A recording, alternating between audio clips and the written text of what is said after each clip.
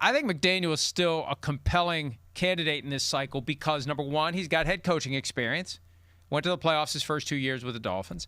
And number two, Michael, and we haven't heard much about this since the Steve Bisciotti press conference when he made it clear they want Lamar Jackson to be involved in the search for the next head coach, even though Steve Bisciotti said, I have the power.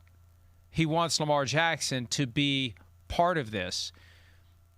I think Lamar Jackson reacts one way if they hire a guy with head coaching experience who is an offensive specialist, and he reacts a different way if they hire a first-time head coach, specifically from the defensive side of the ball like a Jesse Minter.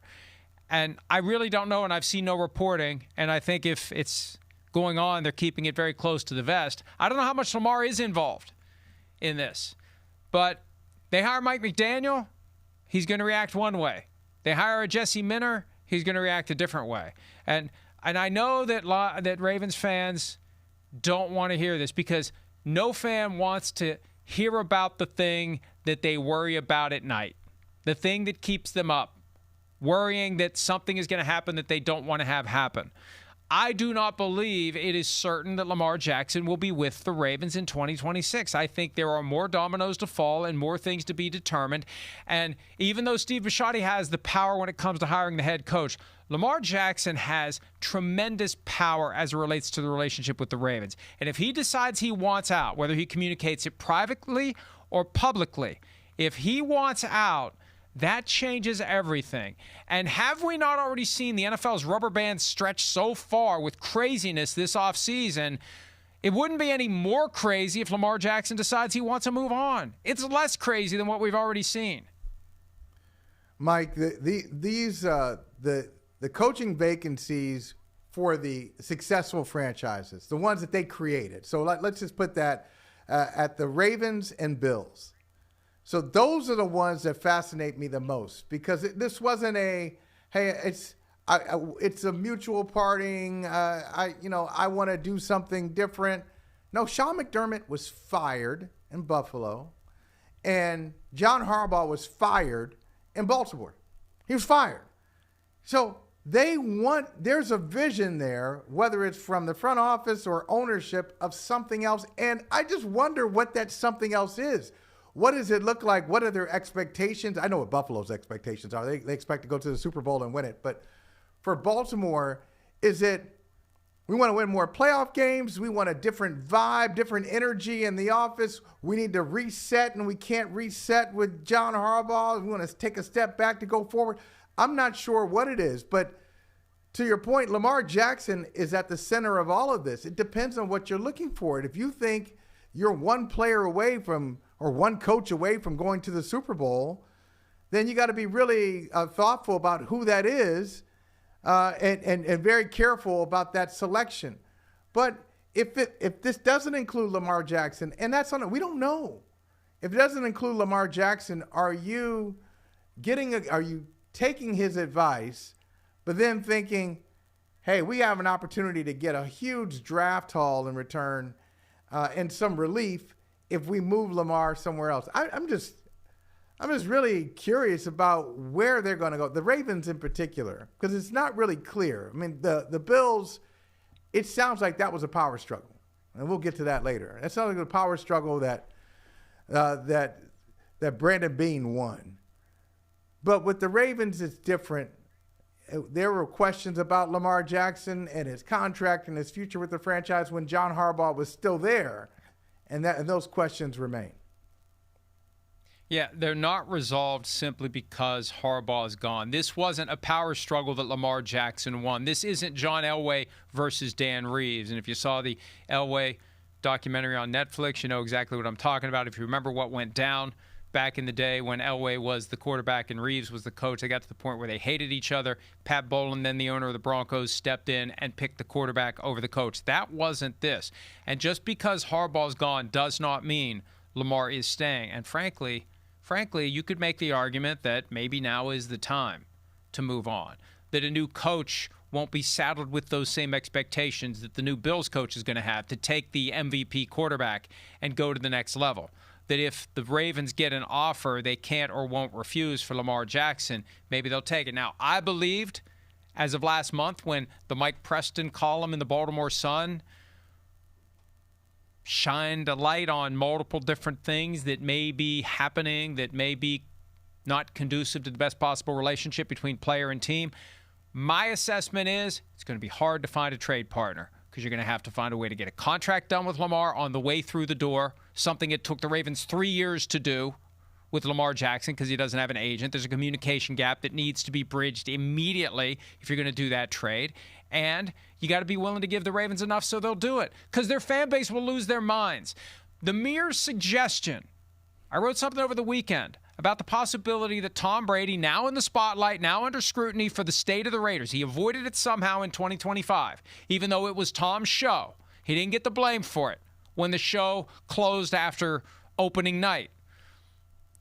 This time around, there's a sense that Brady feels compelled to make a big swing. And I saw somebody push back on that. I think somebody that covers the Raiders pushed back on it, said, their days of making big swings are over. Let me know when the days of making big swings started. What have the Raiders done that counts as a big swing? Geno Smith is not a big swing. Right. Geno Smith is an attempted infield single with a bunt. And I love Geno Smith, but you can't call trading for Geno Smith a big swing. You can't. So the squeeze. Geno Smith is a squeeze play. It's a squeeze play.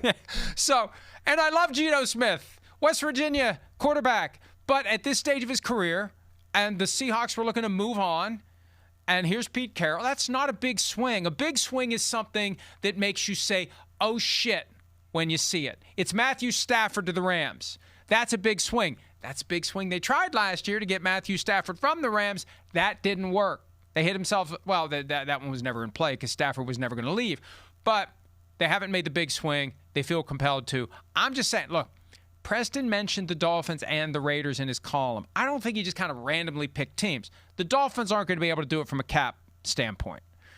The Raiders still could. Whether it's the first overall pick, whether it's the first overall pick plus, whatever it is. So let's just not assume, and I know Ravens fans don't want to hear it. Oh, you just hate Lamar Jackson. Okay, I voted him for MVP last year. We constantly advocated that he get paid the contract that he had earned. But God forbid we say anything that might suggest a future in Baltimore without Lamar Jackson there, and we hate Lamar Jackson. Hell, we don't know what Lamar Jackson wants. Maybe he wants to turn the page. Maybe he's had enough. Maybe he's not happy Harbaugh got fired. He doesn't talk to anybody. He doesn't have an agent who talks to anybody, so nobody really knows what he wants. My point is this. We just got to sit back, grab the popcorn, and wait. Because there's a chance that in all the craziness we've seen since Week 18 ended, Michael, there's going to be a development at some point between now and March 11 that consists of Lamar Jackson no longer being with the Ravens. Or, hey, maybe he signs a new 5-year contract and everything's fine. But I think it would be foolish, it would be naive, and it would be irresponsible for us who are expected to analyze and explain and keep people ahead of where the puck is, right? What's the Gretzky line? It's not, well, you miss 100 shots, 100% of the shots you don't take. But there's also, you don't go to where the puck is, you go to where the puck's going to be.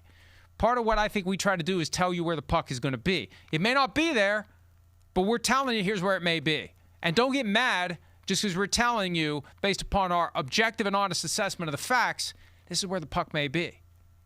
Well, it's also a little bit of common sense, too. It's been if you think about it, for the if you want to call us speculators, if you want to call us these commentators who throw a lot of stuff out there, it's been a pretty good season for speculators. I mean, you think about it.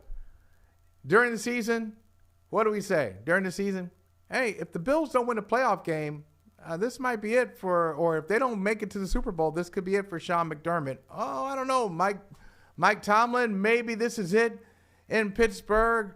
Hey, John Harbaugh, this is a tough start for the Ravens. Do they do something? All of these things we talked about during the season, and people get upset about it. Hey, why are you throwing that out there? Because it's common sense. Like, if you know what's at stake and you know what the league has actually gotten worse. In this sense, it's more impatient now than it's ever been. This is NBA-like, Mike. In the NBA, most people can't name 10 coaches in the NBA because they keep turning over. Successful coaches get fired. Unsuccessful coaches get fired. Championship coaches get fired in the NBA all the time. They're always turning over the roster. Did you ever think that we'd be at a point where almost a third of the coaches in the NFL, a third of them, will be out? So we're at a different stage. If your team is, even if your team has won 9 or 10 games, that doesn't mean your coach is going to stay. This is a different point in league history. And to speculate on that and to say, hey, this is the year where, fill in the blank has to prove something, you'd be foolish not to do that. Look at the trends. This is how it's going now. This gets back to what Aaron Rodgers was complaining about after the Steelers lost to the Texans, the idea that the media is responsible for all the talk of Mike Tomlin and Matt LaFleur being on the hot seat. We're just reacting to the new reality of the NFL, where the owners are the ones who are making these changes. They are feeling impatient. They are feeling a sense of urgency. It's very hard to turn over a roster in one offseason because of the salary cap. There is no salary cap, no cap charges, no dead money. You fire the head coach. You got to be willing to pay the buyout. And the one guy left standing in the AFC North is standing because the owner wasn't willing to pay the buyout, or it would be a clean sweep between the Bengals, Browns, Ravens, and Steelers. But, yeah, it's not a product of the media. It's a product of the owners deciding we need to do something.